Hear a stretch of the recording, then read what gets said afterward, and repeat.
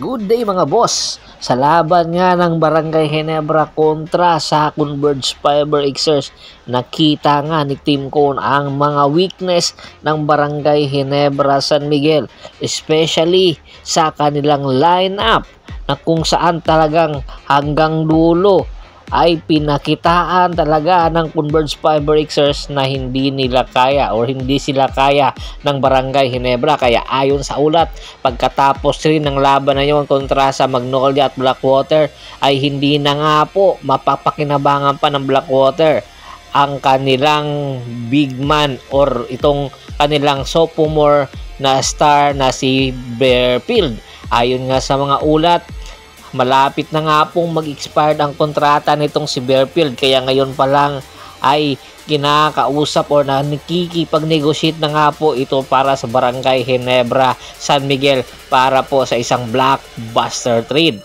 Matatandaan po, una pong nagka-interest dito ang Barangay Ginebra San Miguel, kanya lang naunahan nga lang po ang Barangay Ginebra San Miguel sa kay Bearfield, pero nakita naman po ni Boss Al Francis Chua kung ano ang kayang gawin nitong si Bearfield, kaya marami option ang ibinibigay ngayon ang Barangay Ginebra San Miguel sa Blackwater Bossing para makuha ang serbisyo nitong si Cedric Bearfield, dahil badlingi din nga po ng Barangay Ginebra San Miguel ang kanyang serbisyo. Nakikita po ng Barangay Ginebra ang kanilang weakness, lalong-lalo na nga po pagdating sa go-to guy. Wala pong go-to guy ang Barangay Ginebra pagdating sa crunch time. Nakita naman po natin kung ikukumpara po natin ang Barangay Ginebra at sa Converge sa kanilang lineup, yung second unit po ng Converge napakalalim, samantala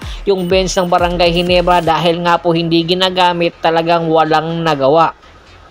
Kaya ngayon pa lang tinitingnan na ang posible bago pa nga po mag-FIBA qualifier break ang PBA, ay talagang puspusan na nga po ang negotiation na nagaganap para po pagbalik ng PBA sa January 5, posible na nga po itong si Cedric Bearfield ay mapunta na nga po sa Barangay Ginebra San Miguel, at ang possible po na po pwedeng ibigay ng Barangay Ginebra papunta naman po sa Blackwater Bossing ay itong kanilang guard na si RJ Abarentos na panay dribble lang. Oo, maganda ang kanyang ipinakita sa laban nila kontra Converge, pero hindi sapat dahil puro puntos at puro dribble lang ang binibigay nitong si RJ Abarentos. Samantalang itong si Cedric Bearfield all around ang kanyang pinapakita. Posible po itong si RJ Abarentos na at si Cedric Bearfield po ay magpapalitan na nga po ng kanilang mga bagong kupunan. It's a win-win situation sa bawat kupunan na po pwede po pakinabangan ni Coach Jeff Carriazo itong si RJ Abarentos kasama si Panopio. Po pwede nila po itong itandem para mabilis po ang magiging sistema ng Blackwater Bossing, kaysa naman po hindi na po mapapakinabangan ng barangay rather ng Blackwater Bossing itong si Bearfield at tuluyang lilisanin ang PBA. Kaya ngayon pa lang pinag-iisipan at nini-negotiate na nga po ng Blackwater at Barangay ang Ginebra San Miguel ang possible bagong mga kupunan na kanilang mapupuntahan. Remember, RJ Abarentos to Blackwater Bossing, samantalang Bearfield mapupunta sa Barangay Ginebra San Miguel. Tingin nyo ba patas ito? Komento na sa baba ng video at pag-usapan natin yan. Remember po, hand pa lang po ito. Pwede po itong mangyari anytime po, pwede rin po mabago. Komento na sa baba ng video at pag-usapan natin po yan.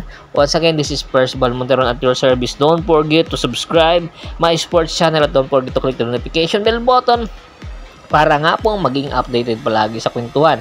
At bago po man natin tapusin ang ating kwentuhan, shoutout muna tayo sa ating mga solid na followers na laging sumusuporta sa atin.